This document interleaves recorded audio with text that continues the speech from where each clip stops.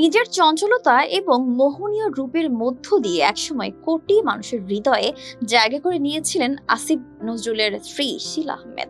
৯০ দশকের অত্যন্ত জনপ্রিয় অভিনেত্রীদের মধ্যে একজন ছিলেন তিনি। এই অভিনেত্রীর আরেকটি পরিচয় হলো তিনি কিংবদন্তি তুল্য কথা সাহিত্যিক হুমায়ুন আহমেদের মেয়ে, যার ভাই বোনের মধ্যে শীলা দ্বিতীয়। তার অন্য দুই বোন বিপাশা আহমেদ ও নোভা আহমেদ এবং ছোট ভাই নুহাস হুমায়ুন। শীলা যখন আসিফ নজরুলকে বিয়ে করেন তখন ঢাকা বিশ্ববিদ্যালয়ের আইন বিভাগের অধ্যাপক ছিলেন আসিফ। এছাড়া বিশিষ্ট কলাম লেখকও ছিলেন। বর্তমানে অন্তর্বর্তীকালীন সরকারের আইন, বিচার ও সংসদ বিষয়ক মন্ত্রণালয়ের দায়িত্বে আছেন তিনি। জানা যায় অনেকটা গোপনে বিয়ে করেছিলেন আসিফ ও শীলা। এরপর 2013 সালের ডিসেম্বরের শেষ দিকে নিজেদের বিয়ের খবর প্রকাশ্যে আনেন তারা। তবে জানলে অবাক হবেন যে বিয়ের আগেও আসিফ নজরুলের হাত ধরে ভেগে গিয়েছিলেন হুমায়ুন কন্যা শীলা আহমেদ। সেই সময় তাদের প্রেম বিয়ে নিয়ে গুঞ্জন চললেও তারা বিয়ে করতে পারেনি দুই পরিবারের বাধার কারণে। সেই সম্পর্কের কারণেই ঘর ছেড়ে পালান শীলা আহমেদ। গিয়ে ওঠেন আসিফ নজরুলের এলিফ্যান্ট রোডের ভাড়া বাসায়। সেখানে কয়েকদিন অবস্থানের পর জাফর ইকবাল ফিরিয়ে আনেন শীলাকে। বর্তমানে শীলা আসিফ দম্পতির 3টি সন্তান রয়েছে। এদিকে আসিফ নজরুলের সাথে বিবাহ বন্ধনে আবদ্ধ হওয়ার পূর্বে আরেকটি বিয়ে করেছিলেন শীলা। সেই সংসারেও তার 2টি সন্তান ছিল। অন্যদিকে আসিফ নজরুল এর পূর্বে অভিনেত্রী রোকেয়া প্রাচীকে বিয়ে করেছিলেন। প্রাচীর সাথে বিবাহ বিচ্ছেদের পর তিনি শীলাকে বিয়ে করেন। প্রসঙ্গত, শৈশবকাল থেকেই অভিনয়ের সাথে জড়িত ছিলেন শীলা আহমেদ।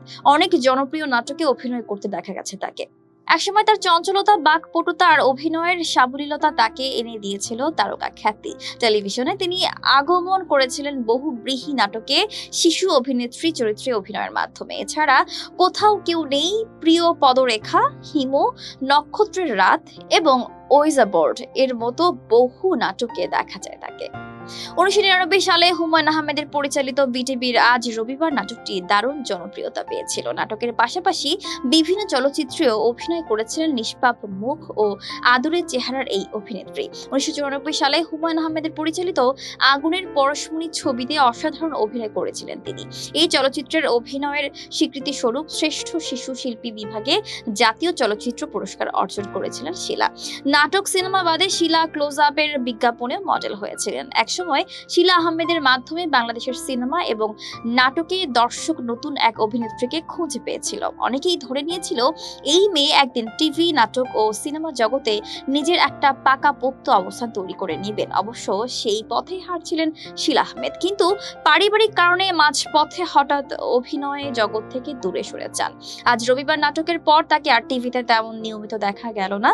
বেশি দেখা যেতে লাগলো তিতলি চরিত্রে রূপদানকারী শাওনকে, যে কিনা ছিল শীলারই বান্ধবী এবং পরবর্তীতে হয়েছিল কিংবদন্তি লেখক হুমায়ুন আহমেদের স্ত্রী। প্রচার মাধ্যম থেকে দীর্ঘদিন নিজেকে আড়াল করে রেখেছিলেন শীলা, আর এভাবেই অকালে ঝরে যায় বাংলা নাটকের এই অমিত সম্ভাবনাময়ী অভিনেত্রী। দর্শক, আজ এই পর্যন্তই।